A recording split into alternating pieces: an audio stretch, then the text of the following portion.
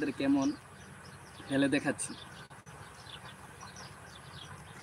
দেখেন কত সুন্দর এবং ধুলোবালি মুক্ত, ভালো থাকবে না, পাথরের কণা থাকবে না। এটা নিজেরাই পরিশুদ্ধ করে আমি নিজেই প্রস্তুত করেছি ইনশাআল্লাহ। দেখতেই পাচ্ছেন পিঙ্ক সল্টের কোয়ালিটি, আলহামদুলিল্লাহ কত সুন্দর। হিমালয়ের পিঙ্ক সল্ট, একটা পাথর থেকে সেই পিঙ্ক সল্টটা তৈরি হয়।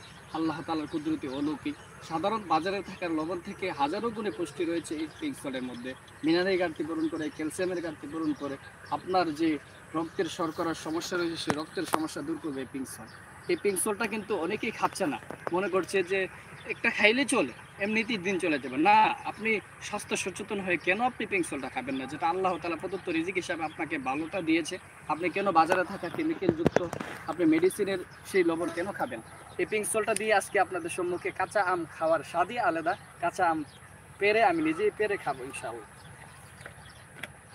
দেখবেন আম পাড়া যারা আম গ্রামগঞ্জে আসিলেন তারা কিন্তু এই আম এরকমভাবে পারা যায় এটা আগে ছিল না। আমরা বড় বড় গাছ থেকে পারতাম, এখন কিন্তু আমার কাছে চলে আসছে স্পেশাল। দেখেন আম এখানে স্পেশাল তো আম, এটাকে কি আম বলে আপনাদের পরিভাষায়? আমরা এটাকে আমরুপালি বলি।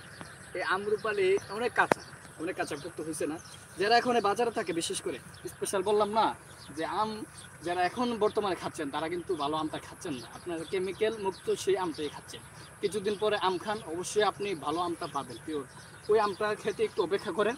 এখন যদি আপনি আমের স্বাদ নিতে চান অবশ্যই কাঁচা আম খাবেন। সেই কাঁচা আমটা যদি আপনি পিঙ্ক সল্ট দিয়ে খান তাহলে আরও কতই না ভালো লাগবে। স্পেশাল আমি একটা আম পারবো। দেখেন অনেকগুলো আম, আলহামদুলিল্লাহ আল্লাহ তাআলা রিজিক। আমি এখান থেকে একটা আম পারবো, শুধু একটা আম পারবো। হ্যাঁ, কাঁচা আম তো বেশি পরিমাণে খাওয়া যায় না, তাতে টক হয়ে যায়।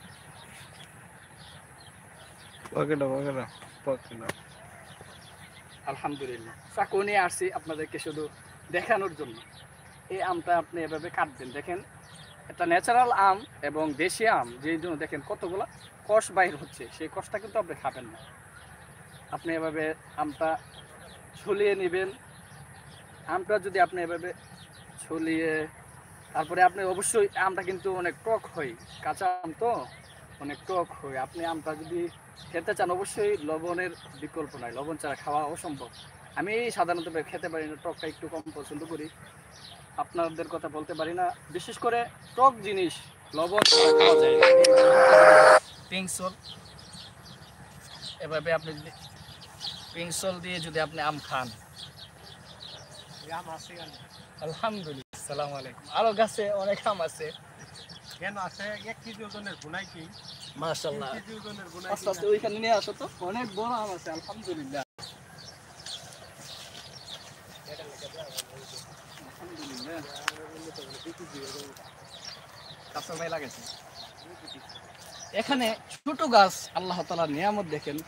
আপনাদের শুধু অনেক কিছু আসতে দেখাবো অবশ্যই। যারা মোবাইলটা দেন, আমি ভিডিও করে দিই আমরা। হ্যাঁ হ্যাঁ আচ্ছা আমরা দেখাই দেন, অবশ্যই ভিডিও চালু আছে, আপনি শুধু দেখাই দেন বড় বড় আমগুলো।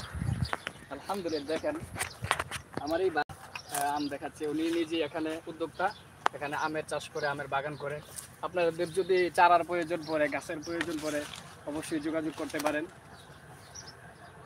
আসলে দেখেন ছোট গাছের মধ্যে অত অল্প এবং ছোট গাছ কত সুন্দর এবং বড় বড় আম দেখেন, মাশাআল্লাহ সুবহানাল্লাহ আলহামদুলিল্লাহ। এই আমগুলো কিন্তু এখনো কাঁচা, আরো অনেক বড় হবে না ভাই?